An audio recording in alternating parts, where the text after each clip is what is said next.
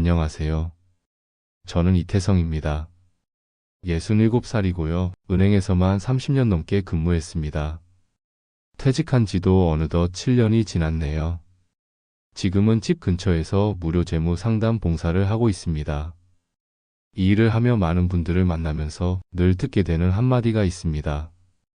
태성 씨 은퇴하고 나니 왜 이렇게 돈이 줄어드는지 모르겠어요. 연금은 들어오는데 생활비가 자꾸 모자라요. 혹시 여러분도 그런 생각 해보셨나요? 나름 아껴 썼다고 생각했는데 정작 통장을 열어보면 잔고는 바닥이고 카드 명세서엔 뭐가 그리 찍혀 있는지 모르겠고요. 저도 그랬습니다. 퇴직금도 받고 국민연금도 나오니까 괜찮을 줄 알았어요. 그런데 이게 웬걸요. 하루가 멀다 하고 병원비며 경조사며 나갈 일이 끊이질 않더라고요. 하루는 아내랑 마트 다녀온 뒤에 싸웠습니다. 아내가 이제 고기도 눈치 보고 사야 하냐고 하더군요. 그 말에 괜히 마음이 아파서 그날 밤 혼자 소주 한 잔 기울이며 생각했습니다. 나는 왜 은퇴했는데도 돈 걱정에 잠을 못 자는 걸까? 그 후로 저는 제가 30년 동안 남의 돈은 그렇게 잘 봐줬으면서 정작 내 돈 관리엔 너무 무심했다는 걸 깨달았죠. 여러분도 혹시 이런 고민 중이신가요? 앞으로 20년은 더 살아야 하는데 이 돈으로 괜찮을까? 병원비, 자녀 지원, 물가 상승 아무래도 불안하다. 걱정 마세요. 지금부터라도 늦지 않았습니다. 노후 재정이란 돈이 많고 적음의 문제가 아닙니다. 돈을 얼마나 내 뜻대로 움직이게 하느냐의 문제입니다. 오늘 이 영상에서는요, 제가 직접 실천하면서 효과를 본 노후 돈 관리 루틴, 그리고 수백 명의 고객들이 효과봤던 습관들을 하나하나 함께 나눠보려 합니다. 연금만 믿다간 후회합니다. 작은 습관 하나로 인생 후반전이 바뀔 수 있습니다. 혹시라도 영상이 마음에 드셨다면 좋아요 한번 눌러주시고요. 구독해 두시면 앞으로도 유용한 팁들 꾸준히 전해드릴게요. 그럼 이제 본격적으로 시작해 볼까요? 1단계 지출 흐름 파악 루틴을 만드세요. 대부분의 시니어 분들이 난 씀씀이가 크지 않아라고 말씀하십니다. 하지만 이상하게도 통장의 돈은 계속 줄어들죠. 이유는 간단합니다. 내 돈이 어디로 나가는지 정확히 모른다는 겁니다. 사실 이건 젊을 때는 잘 느끼지 못합니다. 월급이 들어오니까 조금 씀씀이가 커도 커버가 됐거든요. 하지만 은퇴 후엔 들어오는 돈이 거의 정해져 있죠. 연금, 소액 임대 수익, 자녀 용돈. 이렇게 고정된 수입 안에서 모든 지출을 감당해야 합니다. 이때 가장 먼저 해야 할 일은 내 돈의 흐름을 매일 확인하는 습관을 만드는 겁니다. 그렇다고 회계장부처럼 어려운 걸 하라는 건 아닙니다. 저는 지출일기라는 걸 썼습니다. 휴대폰 메모장에도 좋고 손으로 직접 써도 좋습니다. 그날 쓴 돈을 시간 순으로 기록해 보는 거죠. 예를 들어 아침 카페 라떼 4,800원, 점심 친구와 냉면 11,000원, 버스비 1,250원, 약국 혈압약 3,000원. 이렇게 2주만 기록해 보세요. 정말 놀라운 일이 벌어집니다. 안 보이던 작은 새는 돈들이 보이기 시작하거든요. 제 상담 사례 중에 63세의 김정자 여사님이 계셨습니다. 정년 퇴직 후 경로당 교회 모임을 다니며 일주일에 34번 외식을 하셨어요. 나는 집에만 있으면 병 생긴다 하시며 활동적으로 사셨죠. 그런데 정작 통장은 매달 마이너스였습니다. 정자 여사님과 2주간 지출일지를 함께 정리해 봤습니다. 하루 평균 식비 18,000원, 교통비 5,000원, 카페 1만원. 이게 쌓이니 한 달에 70만 원이 넘는 거예요. 본인은 이 정도인 줄 몰랐다고 하시더군요. 그 뒤로 그녀는 일주일에 일은 도시락 챙기는 날로 정했고 버스도 환승을 줄이도록 루트를 바꿨습니다. 결과는요. 한 달 25만 원 절약, 6개월 만에 150만 원 저축으로 이어졌습니다. 지출 흐름 파악은 절약보다 훨씬 중요한 습관입니다. 절약은 의지가 있어야 하지만 흐름을 보는 것은 관찰이고 루틴입니다. 혹시 이런 생각 드시나요? 내가 쓴 돈을 하루하루 적는 게 뭐 그리 중요해? 그런데요, 이 단순한 기록이 내 돈을 내가 다스리는 삶의 시작입니다. 지금부터라도 메모지 하나 꺼내보세요. 오늘 어디에 얼마를 쓰셨나요? 여러분은 최근 일주일간 어떤 항목에 가장 많은 지출을 하셨나요? 댓글로 함께 나눠보실래요? 2단계 연금과 고정 수입 구조를 다시 짜보세요. 시니어 분들 중 많은 분들이 이렇게 말씀하십니다. 나 국민연금 받으니까 괜찮아. 한 달에 90만 원 나오는데 그걸로 아껴 쓰면 되지. 하지만 현실은 좀 다릅니다. 고정 수입이라고 해도 그 구조를 내 생활 패턴에 맞게 재설계하지 않으면 돈은 계속 새어나가고 남는 게 없다는 말이 입버릇처럼 나옵니다. 한 가지 예를 들어볼까요? 70세의 김봉수 어르신은 매달 국민연금 100만 원과 소형 임대 수입 40만 원을 받고 계셨습니다. 총 140만 원의 고정 수입이 있었죠. 그런데 생활비는 늘 160만 원 수준. 매달 적자가 쌓여 결국 예금도 바닥이 났습니다. 어디서 잘못된 걸까요? 제가 봉수 어르신과 상담하며 첫 번째로 한 건 바로 수입 구조의 분리였습니다. 고정 수입을 필수 생활비용, 예비비, 여가비로 구분한 거죠. 국민연금 100만 원 중 80만 원은 월세, 공과금, 식비로만 사용. 임대 수입 40만 원은 20만 원은 병원비 등 예비비, 나머지 20만 원은 여가나 문화생활. 이렇게 돈마다 목적을 부여했더니 이후 생활비 초과가 확연히 줄었습니다. 이번 달에 왜 남지? 하고 깜짝 놀라셨대요. 연금도 들어오면 쓰는 돈이 아니라 계획을 갖고 분배하는 돈이 되어야 합니다. 혹시 여러분도 들어오는 돈은 정해져 있는데 왜 항상 모자랄까 고민하신 적 있으신가요? 그건 수입이 적은 게 아니라 분배를 안 해서 그렇습니다. 제가 추천드리는 건 간단합니다. 고정 수입을 3개 항목으로 나눠보세요. 생존비, 집세, 식비, 공과금, 건강비, 병원비, 약가, 여유비, 외식, 취미, 교통 등. 이렇게 나누고 나면 내가 여가비를 너무 많이 쓰고 있구나 하는 식으로 소비 조정이 아주 쉬워집니다. 주의하실 점은 가장 먼저 빠지는 지출이 여가비라는 점입니다. 그렇다고 완전히 줄이면 안 됩니다. 작은 행복이 있는 지출은 삶의 활력이자 건강한 소비입니다. 여러분은 지금 연금과 고정 수입을 어떤 방식으로 쓰고 계신가요? 그 구조 다시 짜보면 어떨까요? 3단계 생활비를 줄이기보다 낭비를 줄이세요. 노후 생활비 이야기가 나오면 대부분 이렇게 생각합니다. 이젠 외식 줄여야지. 사치품은 절대 안 돼. 손주 용돈도 줄여야 하나. 하지만 제가 만나본 많은 분들 생활비는 이미 충분히 줄이고 계셨어요. 문제는 생활비 자체가 아니라 불필요하게 새어나가는 돈, 즉 낭비 지출이었습니다. 이걸 구분하지 않으면 필요한 건강관리, 적절한 여가비, 인간관계 비용까지 모두 절약이라는 이름 아래 줄이게 되고 삶의 만족도가 뚝 떨어집니다. 예를 들어볼게요. 69세 이정숙 여사님은 매달 생활비 120만 원 예산을 세워놓고 정말 아껴 쓴다고 하셨어요. 그런데도 항상 카드값이 왜 이렇게 많이 나오지? 이런 걱정을 반복하셨죠.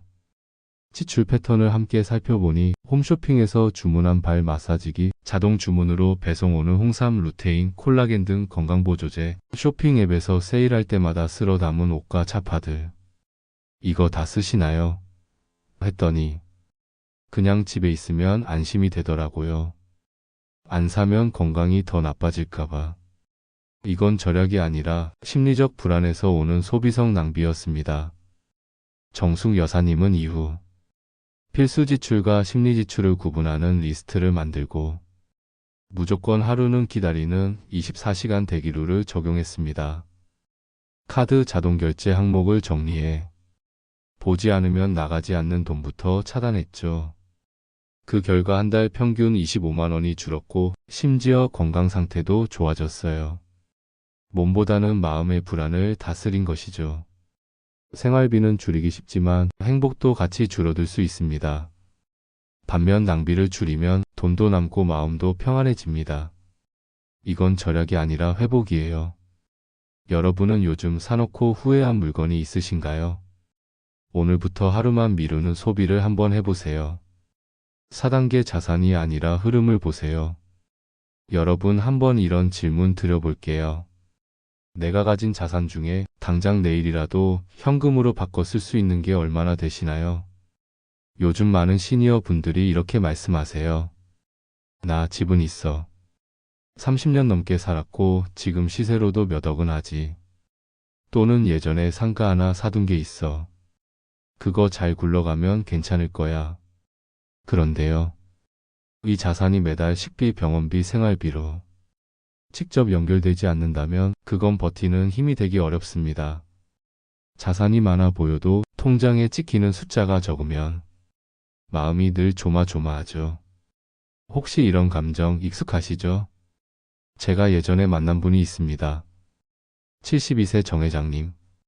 서울에 25평대 아파트 있고 예금 1억 원, 상가 건물 지분도 갖고 계셨어요. 겉보기엔 넉넉한 노후 생활 같았습니다. 하지만 속사정은 달랐습니다. 매달 들어오는 수입은 국민연금 90만 원, 그게 전부였습니다. 상가의 세입자가 갑자기 나가면서 2달치 월세가 밀리고 새 세입자도 구하지 못해 매달 수입은 끊겼는데 세금과 관리비는 계속 나가는 상황. 회장님 말씀이 이랬어요. 아니, 내가 돈이 없는 것도 아닌데 이렇게 불안할 수가 있나 싶어. 매달 나가는 건 많은데 들어오는 건 없어. 이건 자산 부족이 아니라 현금 흐름 부족이었습니다. 그래서 제가 정 회장님께 제안 드렸습니다. 상가 지분을 처분하고 보다 실속 있게 작은 원룸 2채로 임대 수익을 분산시키자고요. 그리고 예금 중 일부는 정기예금, 우대금리 적금, MMF로 나눠서 유동성과 수익률을 모두 챙기는 구조로 바꾸자고 말씀드렸죠. 그렇게 구조를 바꾸고 나니 매달 고정적으로 들어오는 수입이 130만 원 이상으로 늘었습니다. 한 달에 쓸 수 있는 돈이 늘어나니 생활도 편안해지고 이제야 부자가 된 기분이라며 웃으시더라고요. 여러분, 현금 흐름이란 건 무조건 많을 필요는 없습니다. 단돈 5만 원이더라도 꾸준히 매달 예측 가능하게 들어온다면 그건 아주 소중한 안전망이 됩니다. 지금 가진 것보다 중요한 건 앞으로 들어올 수 있는 흐름을 갖고 있는지, 그 흐름이 끊기지 않을 장치를 만들어 두었는지입니다. 혼자 사는 분들이 많아질수록 현금 흐름은 곧 생존의 줄이 됩니다. 국민연금만으론 부족하다면 작은 월세 수입, 이자, 배당 또는 공공형 일자리도 새로운 흐름이 될 수 있어요. 난 돈이 없어서 못해. 그렇게 생각하지 마시고요. 어디에서 흐름을 만들 수 있을까? 그 관점으로 내 자산을 한번 들여다보세요. 혹시 여러분은 어떠신가요? 내가 가장 급할 때 당장 꺼내 쓸 수 있는 현금, 그게 준비되어 있으신가요? 댓글로 여러분의 생각도 함께 나눠주세요. 서로의 경험이 또 누군가에게는 큰 도움이 될 수 있으니까요. 5단계 혼자 계획하지 마세요. 함께하면 바뀝니다. 여러분 혹시 이런 말 들어보신 적 있으세요? 혼자 계획하면 착심삼일, 같이 계획하면 인생이 바뀐다. 노후 재정도 마찬가지입니다. 혼자 앉아서 연금 계산기 두드리고 가계부 붙들고 머리 싸매봐도 답이 안 보일 때가 많습니다. 특히 요즘 같은 세상은 정보가 너무 많아도 문제입니다. 누가 이 펀드가 좋다 해서 들었더니 마이너스, 절세된다는 말에 가입했다가 오히려 손해보는 경우도 많죠. 그럴 땐 혼자 모든 걸 해내려 하지 마시고 함께 계획할 사람을 찾는 게 우선입니다. 그게 누구일까요? 첫째, 지역복지관의 노후설계 상담사. 둘째, 은행의 고령층 전담 재무관리사. 셋째, 가까운 가족 혹은 신뢰할 수 있는 친구. 제가 아는 한 어르신은 66세의 지역복지센터에서 무료로 하는 노후 재정 진단 프로그램에 참여하셨어요. 그 전까진 늘 막연한 불안 속에 사셨죠. 내가 지금 잘하고 있는 건가? 어디서 줄여야 하나, 뭘 준비해야 하나. 그런데 전문가와 딱 3번 상담하고 나니 아, 내 상황에 맞는 그림이 보이더라 하시더라고요. 불필요한 보험 2개 해지하고 국민연금 수령 시점 재조정하고 작은 월세 수익까지 만들며 돈 걱정을 절반 이하로 줄이셨어요. 무엇보다 중요한 건 나 혼자만 그런 줄 알았던 고민이 누구나 겪는 일이라는 걸 알게 되셨다는 겁니다. 여러분, 우리 시니어 세대는 혼자서 참 많은 걸 해오셨잖아요. 가정도 일도 인생도요. 하지만 노후 준비만큼은 혼자 고군분투하지 마세요.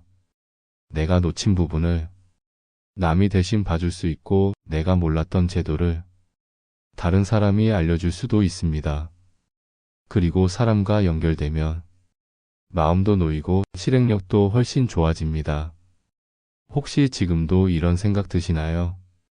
괜히 물어봤다가 창피할까봐, 자식들한테 부담 줄까봐, 그런 걱정 접으셔도 됩니다. 우린 다 처음 살아보는 노후입니다.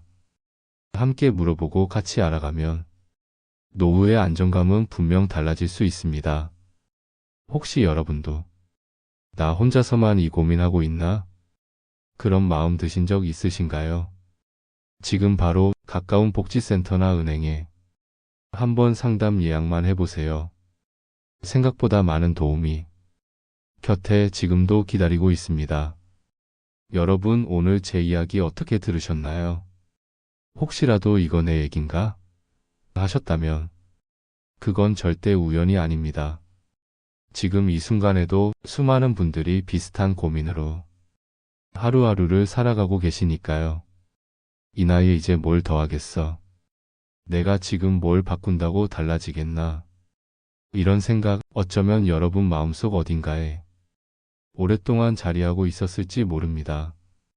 하지만 저는 정말 많은 분들이 60대 이후에야 진짜 인생을 다시 시작했다는 걸 직접 보고 또 겪었습니다.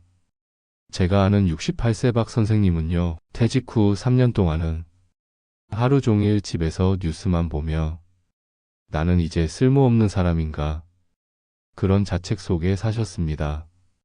식사도 제때 안 하시고 밖에도 거의 나가지 않으셨죠. 그런데 어느 날 자녀가 추천한 동네 평생교육원에서 시니어 재무관리 특강 하나를 우연히 들으셨대요. 그게 계기가 됐습니다. 자신의 자산을 다시 들여다보고 고정비를 줄이고 작게라도 월세 수입을 만들면서 조금씩 마음이 달라지기 시작했죠. 지금은요, 내가 이렇게 늦게라도 제 삶의 균형을 되찾았다는 게 정말 감사할 일이라고 말씀하십니다. 여러분, 지금 어떤 상황이든 괜찮습니다. 자산이 많든 적든 정보를 잘 모르든 간에 지금부터라도 하나씩 시작하면 됩니다. 지금부터라도 바꿀 수 있다는 마음, 그게 가장 큰 자산이거든요. 혹시 영상이 마음에 드셨다면 좋아요 한번 눌러주시고 구독도 해주세요. 여러분께 꼭 필요한 이야기를 앞으로도 정성껏 전해드리겠습니다. 그리고 댓글로 남겨주세요. 내가 지금 가장 걱정하는 건 무엇인지, 요즘 가장 고민되는 생활비 문제는 무엇인지, 그 댓글이 누군가에겐 큰 위로와 힘이 될 수 있습니다. 마지막으로 꼭 드리고 싶은 말씀, 여러분은 혼자가 아닙니다. 지금 이 순간에도 비슷한 삶을 살아가는 많은 분들이 같은 고민을 나누고 계십니다. 이제는 우리가 우리의 삶을 조금 더 따뜻하게 가꾸어 나갈 시간입니다. 여러분의 인생 후반전, 그 시작을 지금부터 함께 응원하겠습니다.